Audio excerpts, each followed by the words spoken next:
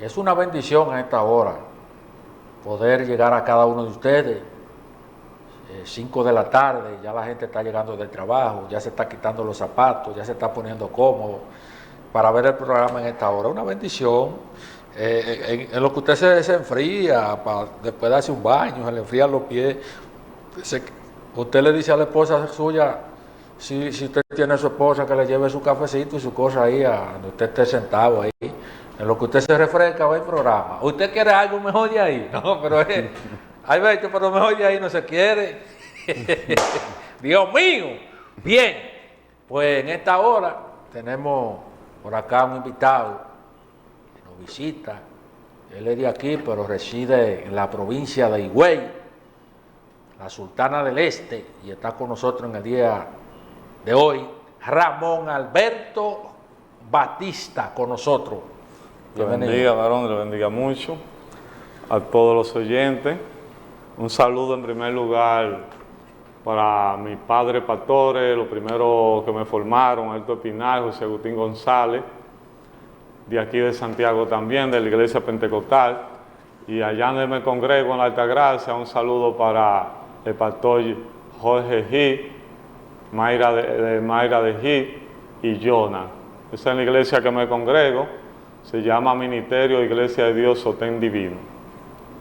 Hoy vamos a tener un tema muy leído, pero poco enseñado, o sea, poco predicado. Nada más lo leemos muchas personas, muchos cristianos, pero tiene mucho material y hoy lo vamos a leer. O sea, el tema de hoy, el titular, se llama Guerra Espiritual. Vamos a leer primeramente en Efesios, capítulo 6, versos 11 y 12. Y después vamos a leer un verso bíblico, segunda de Corintios, capítulo 4, verso 4. Bajo comunión del Padre, del Hijo y del Espíritu Santo. Amén. Vestido de toda la armadura de Dios para que podáis estar firme contra la acechanza del diablo, porque no tenemos lucha contra sangre y carne, sino contra principados, potestades, contra los gobernadores de la tiniebla de este siglo y contra huestes espirituales de maldad en las regiones celestes. Ahora vamos a segunda de Corintios, capítulo 4, verso 4. En lo cual el Dios de este siglo cegó el entendimiento de los incrédulos, para que no les resplandezca la luz del Evangelio de la gloria de Cristo, el cual es la imagen de Dios. Vamos a entrar en materia. En primer lugar, para usted ir a una guerra espiritual, tiene que ponerse toda la armadura. Igual que físicamente, terrenalmente hablando, si usted es del ejército y va para una guerra, tiene que ponerse todo el equipo, toda la armadura para estar protegido en la guerra. Y sobre todo, cargar el fusil, que en este caso el fusil representa la palabra de Dios. Si nos vamos al mismo libro que leímos, Efesios 6, de capítulo 14 al 17, habla de ser armadura. Aunque la armadura de Dios son más, ahí habla de ser equipo de armadura, pero tengamos que tener toda la armadura. De acuerdo al verso 11, dice, vestido de toda la armadura de Dios, para estar firme con toda la acechanza del diablo. Le está hablando ahora mismo al que es cristiano. Un ejemplo, ese término no incluye a todos, pero generalmente más fuerte a los que somos cristianos, hombres de Dios y mujer de Dios. En el 14 dice, ceñido vuestro lomo con la verdad, y vestido de la coraza de justicia. Ya en el verso 15 menciona, puesto vuestros pies calzados con el evangelio de la paz. O sea, tiene que tener el evangelio de la paz. Calzado vuestros pies con el apreto del evangelio de la paz. Sigamos más adelante en el 16 y dice también, sobre todo tomar el escudo de la fe. con el cual poder apagar todos los dardos o las flechas que Satanás manda, el maligno. Ya en el 17 menciona 2 armaduras más, que es tomar el yelmo de la salvación y sobre todo el espíritu de la espada, que es la palabra de Dios. O sea, menciona un alrededor de 6 armaduras, de 14 al 17, del mismo capítulo 6 de Efesios. Ahora bien, si usted está armado, debe de saber usar esa armadura. Se supone, porque hay personas que se ponen la armadura, si la tiene puesta, porque hay unos puntos que quiero aclarar antes de meterme en la materia del capítulo 12, de la fuerza de la tiniebla. En el 14 menciona 2 armaduras, que es la vestimenta de la verdad y la vestimenta de la justicia, la coraza de la justicia, ¿verdad? Ahora bien, se supone que el cristiano debe de practicar la justicia. Me fui a la segunda parte, a la segunda palabra. ¿Por qué razón? Porque si usted es cristiano, debe de practicar la justicia en todos los ámbitos de su vida, sea en el trabajo, sea en su casa, sea en la calle, en todo lugar que usted visite, en la iglesia también por igual.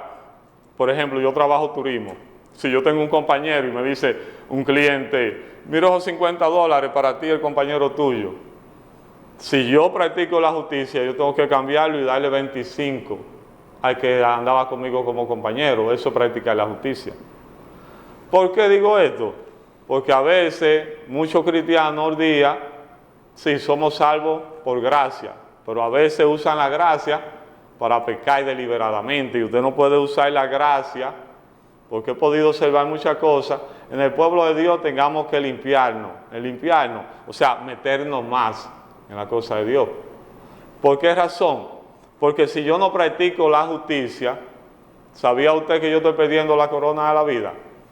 Porque 1 Corintios capítulo 6, verso 9 dice, la primera palabra que dice, y no es rey que los injustos no heredarán el reino de los cielos. O sea, si usted practica la injusticia, no crea que le van a dar la corona de la vida, porque somos salvos por gracia. La Biblia claramente dice que somos salvos por gracia, pero eso también está en Efesios 2 y en el verso 8 también, que habla de la gracia, somos salvos por gracia. Pero indiscutiblemente, si yo estoy practicando la injusticia, la gracia no me va a salvar. ¿Por qué? Porque usted está practicando un pecado, que la Biblia dice que todo el que practica la injusticia no heredará el reino de Dios. Y así sucesivamente también con la verdad.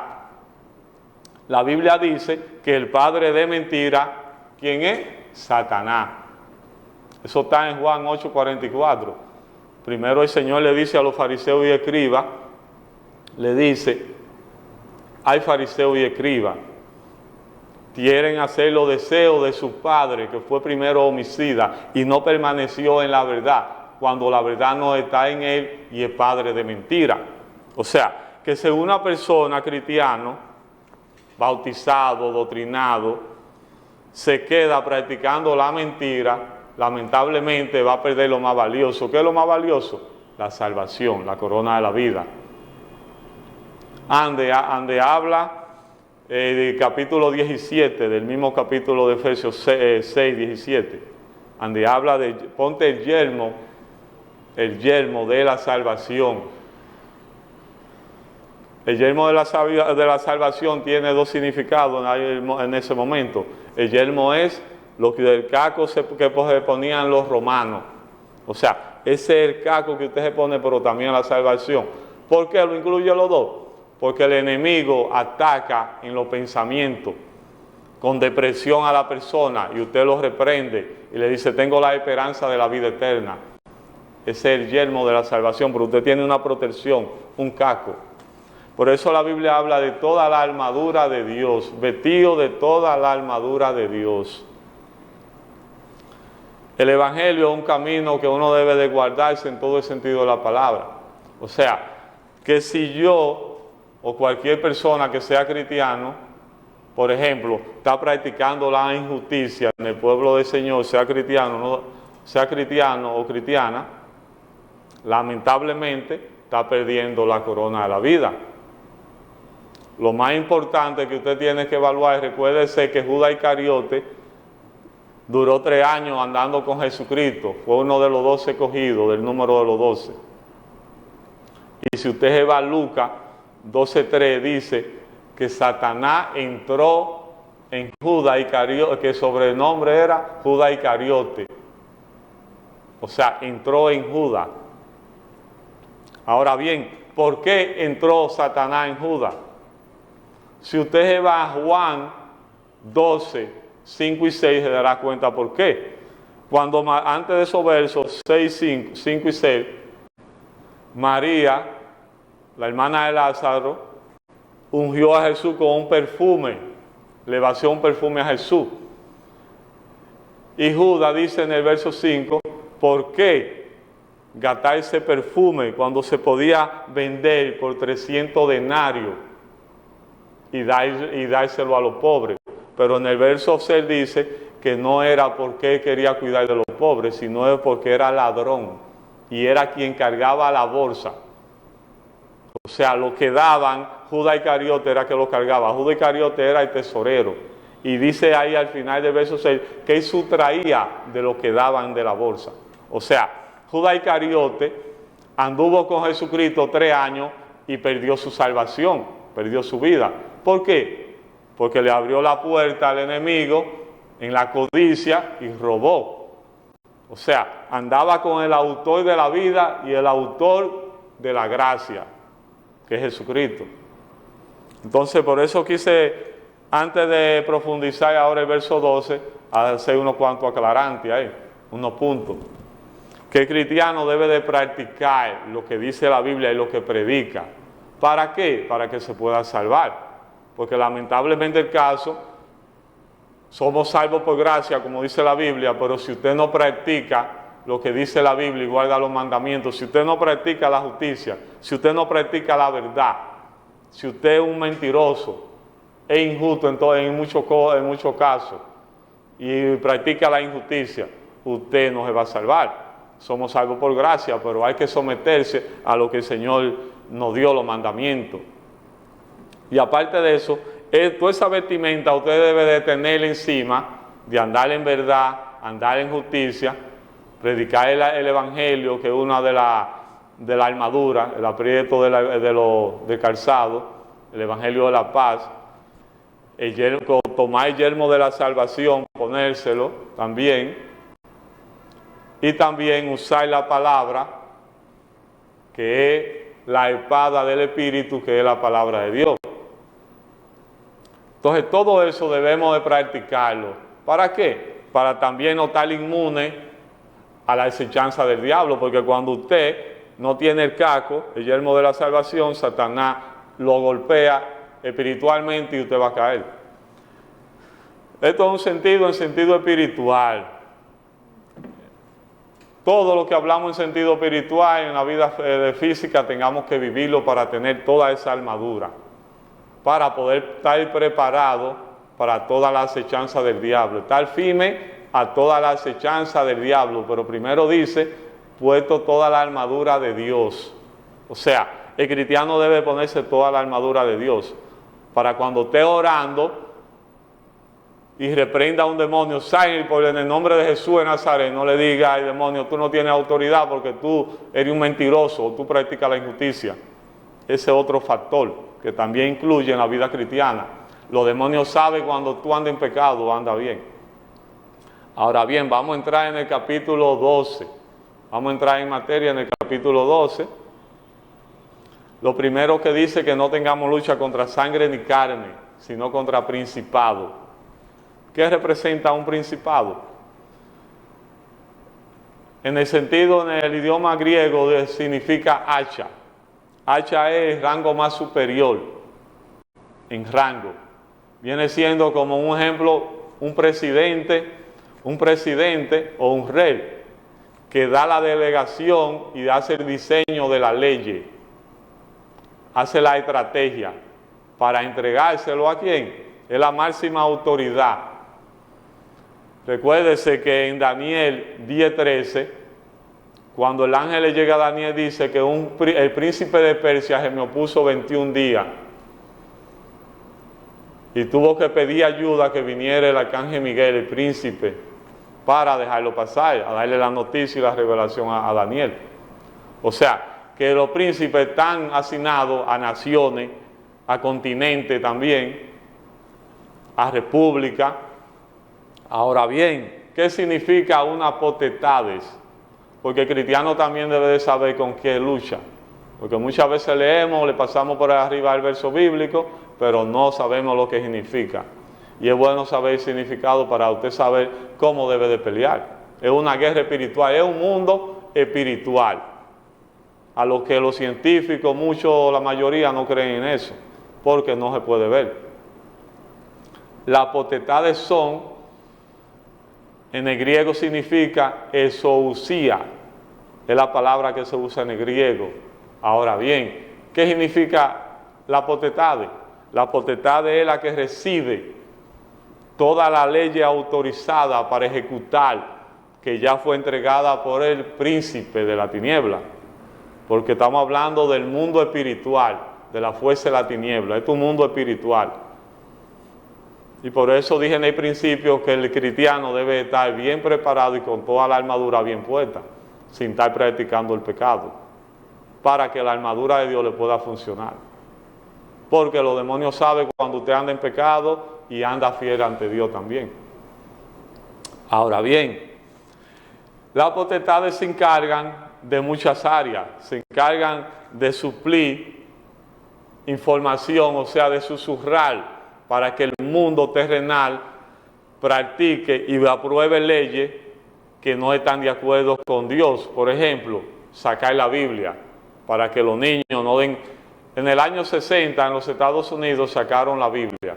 O sea, las potestades se encargan de eso, de suplir información para que los hombres que están dirigiendo como gobernadores o el primer poder o el segundo poder ejecutan esas leyes que no están de acuerdo con Dios, porque ellos siempre quieren ejercer y o sea, exponer una exposición para que la raza humana esté en tiniebla y no acerte la luz del Evangelio. Ahora bien, ahora nos vamos a los gobernadores. La palabra gobernador en el griego es como tratores, que son los delegados que ejecutan las leyes sobre los tiempos, la cultura, y cambian de tiempo. O sea, por eso se le dice gobernadores de maldad de este siglo. Ellos cambian según la cultura, meten la moda, también trabajan en cómo que la persona estén controlados en el sentido con la tecnología, que no saquen tiempo para Dios, o sea, que usen muchos celulares, la ciencia, la tecnología, todo eso. También ellos cambian por la cultura, en el sentido de que si estamos en la ciencia avanzada, vamos a usar ciencia. En el tiempo de Elías usaban la idolatría. O sea, cambia según las estaciones de los siglos. Ahora bien, dejamos el más pequeño, que es huésped de maldad espiritual, que el nombre de eso es aponea en griego. Ahora bien, ¿qué representa huéspedes espirituales? El huésped espiritual trabaja en el sentido que ataca a la persona directamente, que opera en regiones celestes. Las regiones celestes significa la atmósfera.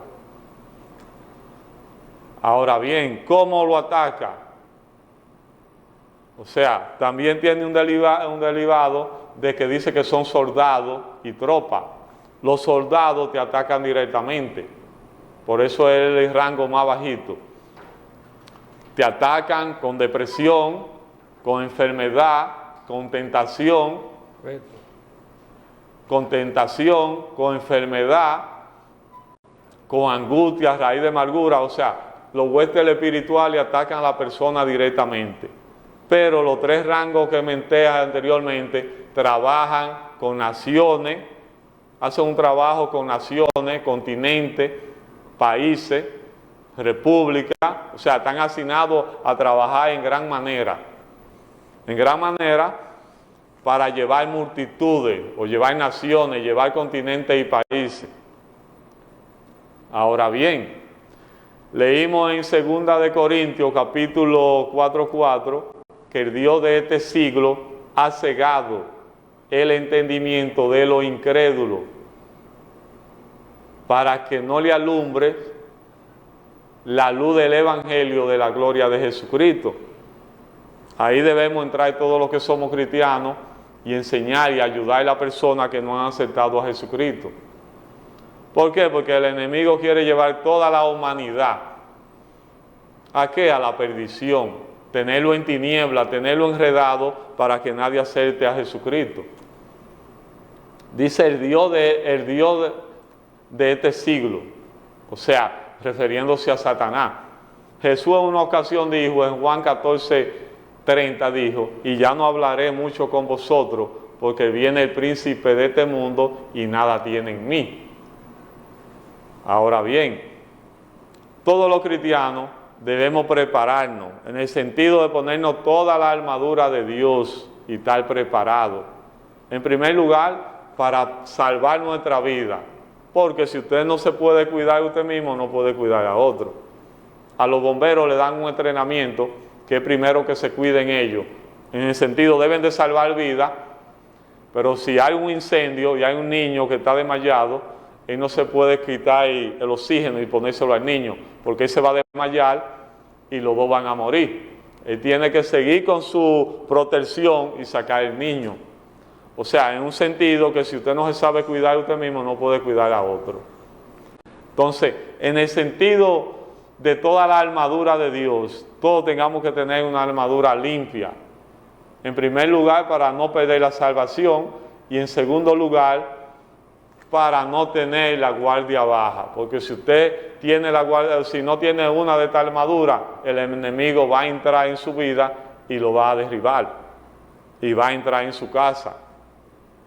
Por eso hay mucha gente que dicen a veces, no, yo veo sombras que entran aquí, hay una puerta abierta, no le deje puerta al enemigo. Usted sabe lo que dice la Biblia, no se lleve de que una cruz, como a veces veo gente que a veces están comenzando, están yendo al Evangelio y están comenzando, no le ponga una cruz a la puerta, que ya la cruz, Jesús pagó el precio de la cruz. Usted comentar la sangre de Jesucristo, todo se tiene que ir. Ahora usted tiene que usar la palabra y andar en verdad, andar en justicia. O sea, no practicar el pecado para que no le dé campo abierto al enemigo, porque eso fue lo que pasó con Judas. Judas andaba con Jesucristo, Jesucristo lo dejó tranquilo, Jesucristo sabía todo lo que estaba haciendo y todo lo que estaba pasando, que estaba robaba, tenía codicia y él era el tesorero. Pero él decidió ese camino, por eso perdió la salvación, la corona de la vida, porque le dio entrada al enemigo. Lamentablemente el caso, uno que andaba con el maestro, uno de los 12 escogidos. ¿Por qué? Porque le abrió la puerta y practicaba un pecado ocultamente, según él, Jesucristo lo sabía, pero lo dejó tranquilo. Jesucristo sabía todo. A Jesús nada se le iba. Entonces, cristiano hoy día tiene que aprender muchas cosas. No ser rebelde, porque la rebeldía es un pecado. No justificarse, porque cuando yo me justifico con algo y yo sé que está mal, yo me estoy justificando a mi favor, sabiendo que tengo que reconocer. Hay dos diferencias entre dos hombres, que fue David y Saúl, los dos primeros reyes que Dios mandó a ungir. Pero había una diferencia en esos dos hombres. Los dos cayeron en pecado, sí, pero había una diferencia. ¿Qué le dijo el profeta Samuel en primera de Samuel, capítulo 15, verso 23? ¿Qué le dice a Saúl? Y el pecado de la hechicería es igual que la rebelión. Y la idolatría, y el pecado de los ídolos, la idolatría, es igual que la obstinación. La obstinación es cuando él se justificaba, se le estaba justificando al profeta que hizo lo que Dios le mandó a hacer. Entonces por eso el profeta le menciona esas dos palabras y le dice continuamente después, el verso a mediado, vamos a leer la mitad, y le dice: porque tú rechazaste la palabra de Jehová, Jehová te rechaza a ti y no eres rey de Israel, o sea, te rechaza como rey. ¿Por qué? Porque se puso rebelde. Rebelde es cuando usted no obedece lo que Dios dice y cuando usted no reconoce que falló. David era un hombre que cayó varias veces, pero reconocía el pecado, se humillaba y le pedía perdón al Señor. Esa era la diferencia entre el rey David y el rey Saúl. O sea, Saúl no reconocía, no quería reconocer el pecado, seguía en rebeldía en pecado y no se humillaba ante Dios. Y Dios conocía eso, por eso lo rechazó. Tenía el corazón endurecido. Y también se justificaba cuando decía que hizo lo que Dios le hubiese mandado. No hiciste lo que Dios te hubiese mandado, porque Dios te dijo: no dejar nada de lo Amalek, porque es anatema delante de los ojos de Jehová. Acaba con todo, mata todo, quema todo y no traiga nada del anatema. Entonces, quiere echar la culpa justificando al pueblo. El pueblo trajo lo más gordo y lo más bueno de Amalek y trajo a Israel. Lamentablemente el caso, la guerra espiritual, es siéndole fiel a Dios que usted la gana y guardando todos los estatutos bíblicos. Amén, amén. Amén, en el nombre de Jesús. Amén, así es.